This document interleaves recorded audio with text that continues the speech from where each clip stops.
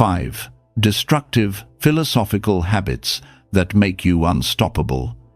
What if the secret to becoming unstoppable wasn't about adding more to your life, but about letting things go? What if real confidence comes from tearing down the very habits you thought were keeping you safe? For years, I felt trapped. I followed all the advice, read the self-help books, and built the good habits, but I was still stuck. I felt like a spectre in my own life, constantly second-guessing myself and waiting for permission that never came. Then, everything changed. I discovered a different way of thinking, a destructive path. It involved 5 philosophical habits that felt like taking a sledgehammer to everything I thought I knew. They were uncomfortable and went against all the feel-good advice. But in that process of tearing down, I found a strength I never knew I had. These habits didn't just change my life, they allowed a stronger, more authentic version of myself to emerge. Today, we're going to walk through these 5 ideas. This isn't about self-improvement. It's about self-overcoming. It's about tearing down the version of you that feels hesitant and weak to build someone who is truly unstoppable. Habit 1. Letting go of the stable self. The first thing we need to let go of is the idea that you have a fixed, stable self. We're often told to find ourselves as if our personality is a treasure chest buried somewhere. We build this identity, this ego, and then spend our lives defending it. But while it can feel like a fortress, it's also a prison. It locks you into the person you were yesterday and stops you from becoming the person you could be tomorrow. A truly unstoppable person understands that you are not a noun, but a verb. You are a work in progress, a constant cycle of creation and destruction. This is the heart of Friedrich Nietzsche's idea of self-overcoming. He believed life wasn't about finding stability, but about constantly pushing beyond your limits. In his words, "I am that which must overcome itself again and again." This isn't always a gentle process. It means you have to be willing to look at your most cherished beliefs and say, "This isn't serving me anymore. It's time for it to go." Think about it. How many times have you told yourself, "I'm just not that kind of person," and missed out on an opportunity? That idea of a stable self is an anchor holding you back. This destructive habit is about intentionally acting against that old identity. If you think you're not a morning person, try waking up early just to prove you can. If you believe you're not disciplined, take a cold shower. You're not doing it to punish yourself. You're doing it to prove that your identity is a choice, not a fact. Psychologist Carol Dweck's growth mindset is a modern version of this, suggesting that we succeed when we believe our abilities can be developed. Nietzsche pushes it a step further. It's about consciously demolishing old mindsets to build new ones. This is how you become unstoppable. You are not defined by who you were 5 minutes ago. Start today. Pick one label you've given yourself, like, "I'm an introvert" or "I'm a procrastinator," and do one small thing that contradicts it. It's the first swing of the hammer. Habit 2. Embracing failure and discomfort. Our society teaches us to be terrified of failure. We see it as the opposite of success, a dead end. So we play it safe and build our lives around avoiding any kind of pain or discomfort. This is one of the most paralyzing habits we have. The way to break free is to start actively seeking out failure and intentionally embracing discomfort. To become unstoppable, you have to reframe failure. It's not something to avoid. It's the very process of growth. Failure isn't the opposite of success.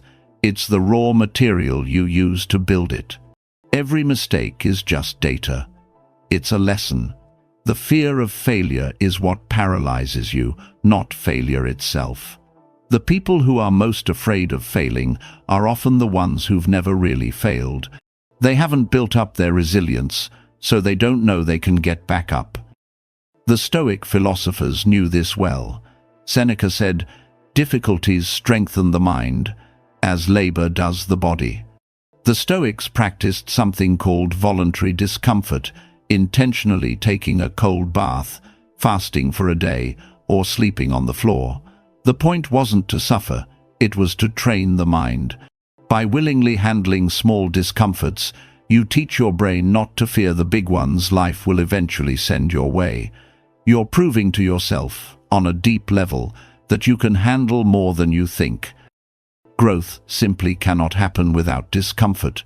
Muscles don't grow without resistance, and your mind doesn't expand unless it's challenged. When we constantly seek comfort, we're building an invisible cage. This destructive habit is about intentionally stepping outside that cage every day. Do the thing that makes you nervous. Pick the project that has a chance of failure. Have that difficult conversation. You have to act your way into courage. Every time you choose discomfort, you strip away a layer of fear. Every failure you learn from becomes proof of your resilience. Soon, fear loses its power. You no longer see obstacles, you see training grounds. A person who is no longer afraid to fail is, by definition, unstoppable. Habit 3. Practicing the suspension of judgment. We're trained from a young age to be judging machines. We judge people, ideas, and situations almost instantly. It's a mental shortcut that once helped us survive. But today, this habit of instant judgment is an intellectual cage. It locks us into our biases and kills creativity before it even has a chance. The destructive habit here is to practice what philosophers call epoche, which is simply the suspension of judgment.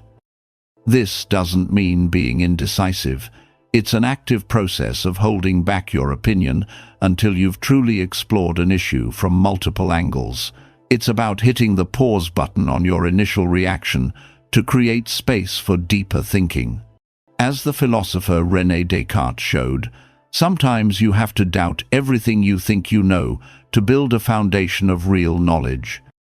Imagine this: a new idea is suggested at work.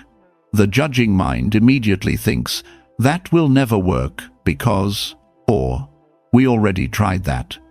But the mind that suspends judgment asks different questions, like, "What could we learn from this, even if it doesn't work?" Or, "What would need to be true for this to succeed?" This approach doesn't just lead to better ideas, it changes how you see the world. You stop being a defender of your own viewpoint and become an explorer of possibilities. This practice is all about epistemic humility, recognizing the limits of your own knowledge. When you suspend judgment, you admit you might not have all the answers, and you open yourself up to being wrong. This is the foundation of all critical thinking. It requires you to sit with uncertainty and resist the urge for a quick and easy answer. It's destructive because it dismantles your ego's need to always be right. You can practice this every day. The next time you hear an idea you disagree with, instead of arguing against it, try to argue for it. See if you can understand it so well that you could explain it to someone else. The next time someone criticizes you, pause your defensive reaction and ask with genuine curiosity, "What can I learn here?" It feels strange at first, but by suspending judgment, you stop reacting to a simplified version of the world and start responding to the world as it actually is, complex, nuanced, and full of opportunities. Habit 4. Rebuilding your word in steel. There's a quiet habit that slowly drains your personal power, breaking the promises you make to yourself. Every time you say, "I'll start tomorrow," and then you don't, you chip away at your self-respect. You're subconsciously teaching yourself that your own word doesn't mean anything. A person who can't trust themselves can never become an unstoppable force. The destructive habit here is a two-step process. First, you have to take an honest, gentle look at all the times you've let yourself down. See the pattern for what it is. This is the demolition phase. It's about looking in the mirror and admitting, without excuses, that your actions haven't matched your intentions. Then, you start to rebuild. You don't do it with huge, ambitious promises. You do it with tiny, unbreakable commitments. Stop promising yourself you'll go to the gym for an hour every day. Instead, promise you'll do 10 push-ups. Don't promise to write a book. Promise to write just 100 words. As the Stoic philosopher Epictetus said, first say to yourself what you would be, and then do what you have to do. With every small promise you keep, you're not just building a habit, you're rebuilding trust in yourself. Self-trust is the foundation of self-respect, and self-respect is the foundation of mental strength. When you know, deep down, that if you decide to do something, it will get done, you move through the world with a different kind of power. Your intentions carry weight. You stop being a person of wishful thinking and become a person of action. This is the essence of integrity, aligning what you do with what you say. Start now. Pick one ridiculously small promise to keep for the next 24 hours, and then just keep it. Then do it again tomorrow. You're not just checking a box. You are forging your inner authority, one brick at a time, until it's an unbreakable fortress. Habit 5. Letting go of the need for approval. From the day we're born, we're wired to seek approval. It's an old survival instinct from our tribal past. But today, this instinct is a trap. The need for external validation makes you a slave to other people's opinions.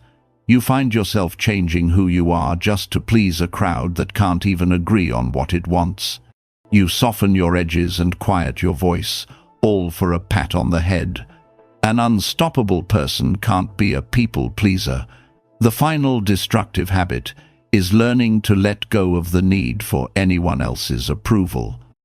This means you have to destroy the part of you that looks outside for its sense of worth. It's about consciously choosing to trust your own internal compass, your values, and your mission over the shifting opinions of others. The Stoic philosopher Seneca put it beautifully. You should wish for your actions to be just, not for others to approve of them. You shift your focus from seeking approval to cultivating self-respect. This is destructive because it forces you to face your fear of rejection. When you stop trying to please everyone, someone will inevitably be displeased. That's not a problem. It's a sign that you're finally living by your own rules. You have to be willing to be misunderstood or criticized for doing what you know is right for you. It's scary at first, but it is the only way to be truly free. The way to practice this is to constantly check in with yourself. Before making a choice, ask a simple question. Am I doing this because it aligns with my values, or am I doing it because I want someone to like me? This simple question reveals just how often we're driven by the need for approval. Start building your own internal validation system. Keep a private journal to acknowledge your own efforts, no matter how small. Practice self-compassion. When you build this inner well of self-worth, the opinions of others become what they are, just noise.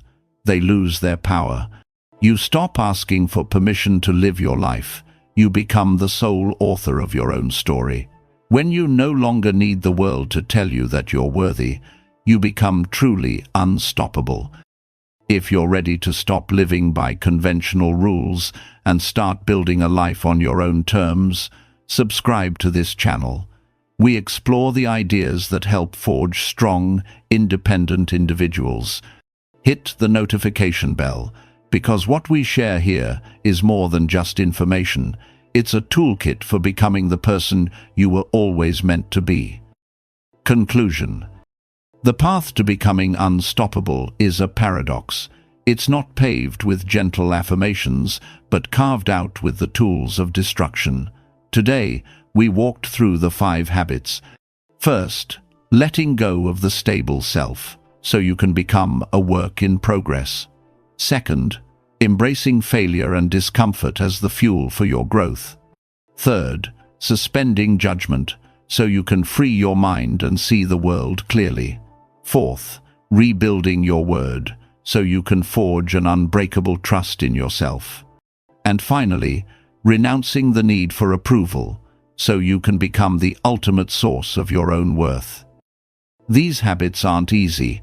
They are a quiet rebellion against fear and mediocrity. They require honesty and the courage to transform. But the person who emerges on the other side isn't just an improved version of their old self. They are remade. They are resilient, decisive, and free. They are, in a word, unstoppable.